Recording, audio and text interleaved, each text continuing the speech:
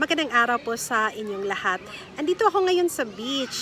First time of the year 2025 na nagpunta kami kasi mainit ngayon. So sinuwerte lang at mainit. Ang mga anak ko andun, tapos ako dito, nandito lang ako sa may puno kasi takot mainitan, takot na maging maitim. Alam naman natin na lahat ng Pilipino ay hindi nagsa-sunbathing, whereas lahat naman ng mga foreigners ay of course nandun sa mainit nagsa-sunbathing. So yan po yung update natin ngayon. Ang weather ay nagiging maganda na, nagsisimula ng uminit.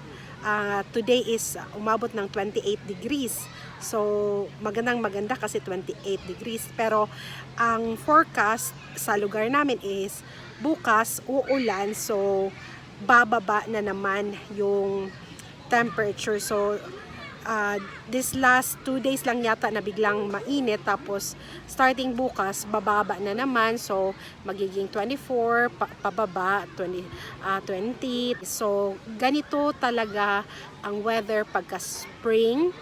Ang spring ay hindi pa siya fully 100% na buong linggo mainit.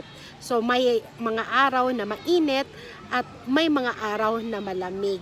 Pero yun nga, pagka tag-init ay marami nagsiswimming. Ang kinaganda lang pagka spring ay marami ng turista kasi pwede nang maglibot sa mga touristic lugar. Like pwede nang magbabakasyon, parang ganun.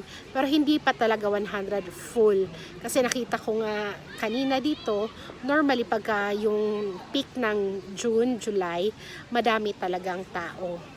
So yan po ang update, and alam na ninyo na maraming hotel na nagbukas na at nagsisimula na talagang mag full operation in the next month or two. So yan lang po muna. Salamat po.